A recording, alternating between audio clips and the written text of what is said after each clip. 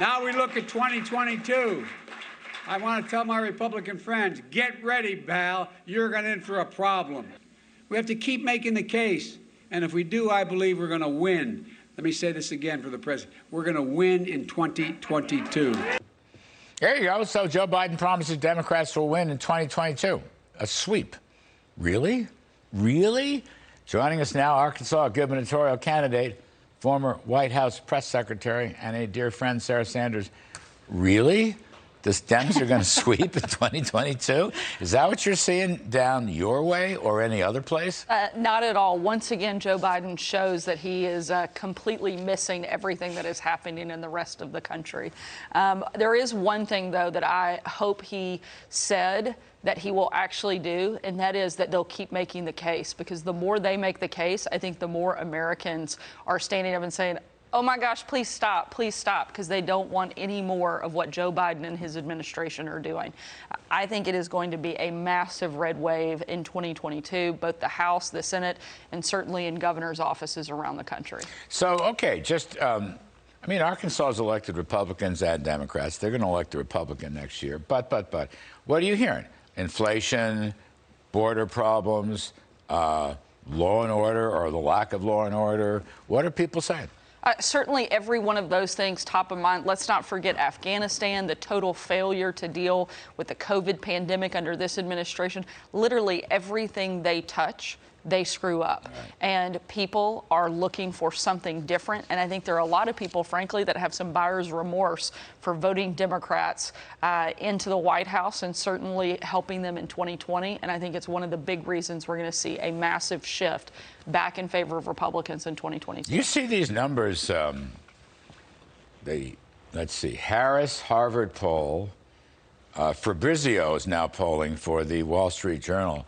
They've got Trump running ahead of Biden in a presidential would-be. What do you make of that? Well, I think people are comparing the two records. Look at how good the country was doing under President Trump. We had a president who was standing up and fighting and demanding law and order. We had somebody who was stopping and fixing the crisis on the border.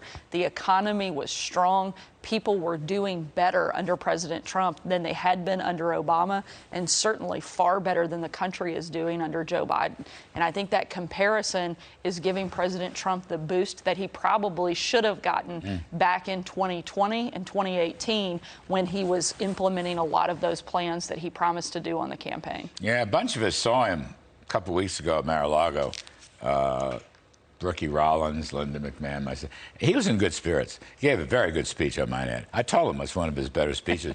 And it was really 98% issues and only 2% grievances, which I regard as tremendous progress on that whole story. Now, let me ask you another. You remember we used to talk about economic growth and how we need a growthier story. What's your favorite word? Favorite word. Now, your predecessor, Asa Hutchinson, has just had a good tax cut in Arkansas.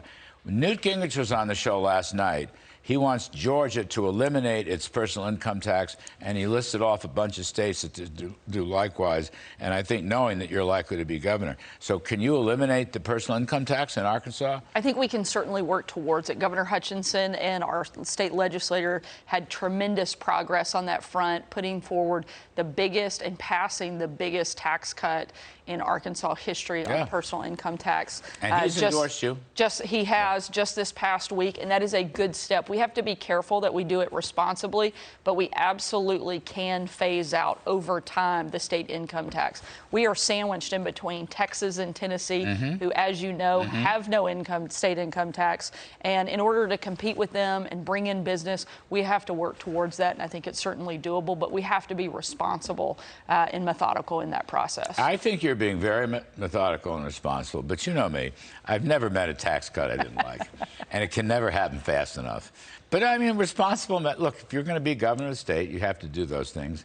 I can just hip shoot all day long on this TV show that I love. You're traveling through the state, up and down. You're really a prohibitive favorite now? Have you started planning? I mean, you have grouped together. Here's what we're going to do. Come out of the gate right away, make Arkansas even better. We've got a great team that we're working with, certainly working closely with a lot of the state legislators, the current administration, and making sure that we target the problems that we can best solve very quickly, and then how we put things in place to solve bigger problems long term. I think one of the problems that you often see with politicians is they only focus on the immediate, and we're not looking at the things that will take time to fix, because most people want to see something happen in an election cycle. And so we have to make sure we're willing to look long term at how we have transformational change in our state. And I certainly think we can do that. I want to grow our economy. I want to add stronger, better jobs in Arkansas, provide access to quality education. I think education is one of the biggest things that we can do to change our state, and that'll be a primary and huge focus for me and my administration. By the way, one of your most fervent supporters is my very good friend French Hill, comes on the show. And we always talk about your campaign when he's on the show. 30 seconds. Madam Psaki, as I call her, some people are beginning to call her Baghdad Bob. You're, tough press secretary position. There's always a hard job. She's taking flack every which way. Got any advice for her, Madam Psaki? Look, I think the best thing she can do is to actually give information.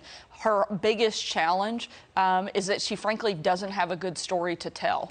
The administration that she is speaking on behalf of is screwing a lot of things up. So finding the good nuggets are going to be a lot more challenging. But if she can find some of the good information, share that, but also be upfront and truthful. Stop being so quick to skirt around everything and mix that in with some of the good. Stop lying.